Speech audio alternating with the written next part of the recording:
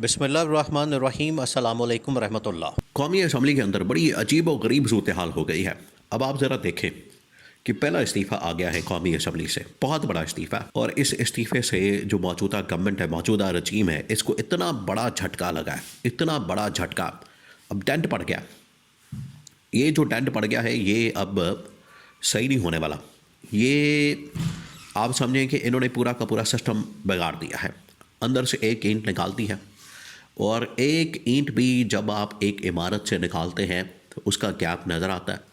और आहिस्ता आहिस्ता आहिस्ता आहिस्ता पूरा का पूरा निज़ाम, पूरा का पूरा स्ट्रक्चर, पूरी की पूरी बिल्डिंग एक ईंट की वजह से, ये जो पहला इस्तीफ़ा है, बड़ा इस्तीफ़ा है, इसने पूरा का पूरा निज़ाम हिला के रख दिया। और उन्होंने जिस तरीके से हुकूमत के ऊपर, निज़ाम के ऊपर अदम एतमाद किया है, उसकी वजह से इनका पोल खुल गया। अब हुआ क्या? अख्तर मेंगल, आपको बताया कि बलूचिस्तान की एक बहुत ही ज़बरदस्त किस्म की, ताकतवर किस्म की आवाज़ है, और हमेशा हमेशा उनकी जानिब से एक बड़ी ज़बरदस्त आइन और कानून की बात की जाती है। आइन और कानून की बात करते हैं, बलूचिस्तान के हकूक़ के मतलब बात करते हैं, ह्यूमन राइट्स के मतलब बात करते हैं। और आजकल वो तहरीक तहफ़्फ़ुज़ आइन पाकिस्तान के प्लेटफॉर्म के ऊपर बाकायदा खड़े हैं इमरान खान के साथ, भरपूर अंदाज में डट के मुकाबला करने के लिए, बिल्कुल इमरान खान की तरह। लेकिन अब उन्हें सज़ा दी गई है। हुआ ये है कि आज से तकरीबन कोई 2 साल पहले, आप समझें कि जब इंतखाबात हुए 2024 के, उसके ठीक 3 महीने बाद उन्होंने, अख्तर मेंगल ने रिज़ाइन कर दिया।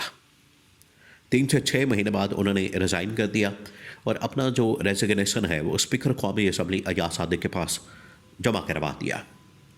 अब अयाज सादिक, देखिए उसूलन होता ये है कि अगर एक शख्स ने इस्तीफ़ा दे दिया, जो कि रिटर्न के अंदर मौजूद है, लिखा हुआ इस्तीफ़ा मौजूद है, अगर उसने इस्तीफ़ा दे दिया है तो अब आप उसको एक्सेप्ट करें, आपकी ज़िम्मेदारी है, रिस्पॉन्सिबिलिटी है। आप उसको डिले नहीं कर सकते। डिले करने का मतलब ये है कि आपने उस बंदे को भी स्पेस दे दी, और उसकी जगह जिसने आना है वो भी आपने स्पेस खा ली, उसको भी नहीं आने दे रहे, और बिला वजह आपने उस चीज़ को लटका के रखा हुआ।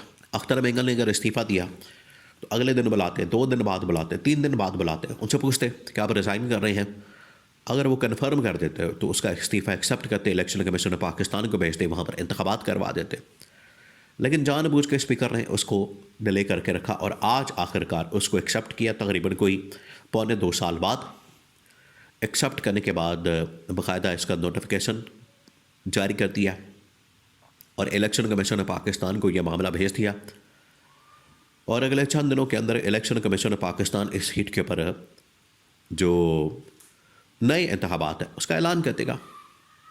ये फार्मूला आज से 1.5-2 साल पहले हो जाता, लेकिन इसके अंदर ये जो अब इस्तीफ़ा मंजूर किया गया, इसने आप समझें कि इलेक्शन को भी मुकम्मल तौर पर सबटाच कर दिया, इलेक्शन की साख के ऊपर भी बहुत बड़ा सवाल लगा दिया, सवालिया निशान।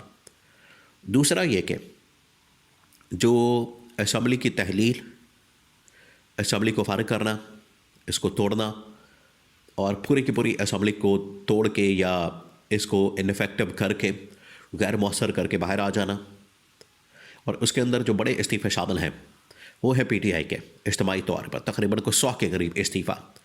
ये वो पॉलिसी है जो कि अपनाने की ज़रूरत है, ताकि ये जो पूरा का पूरा निज़ाम है, जो जाली निज़ाम है फॉर्म 47 का, ये धड़ाम करके गिर जाए। ना सिर्फ असम्बली, कौमी असम्बली, बल्कि जो आपका इस वक्त पूरा स्ट्रक्चर है सूबाई असम्बलियों का भी, वो सारा का सारा फारिग हो जाए। अब ये जो इस्तीफ़ा दिया गया, अख्तर मेंगल ने इस्तीफ़ा जो दिया है, ये क्यों दिया और आज क्यों कबूल किया गया, इसकी टाइमिंग बड़ी अहम है।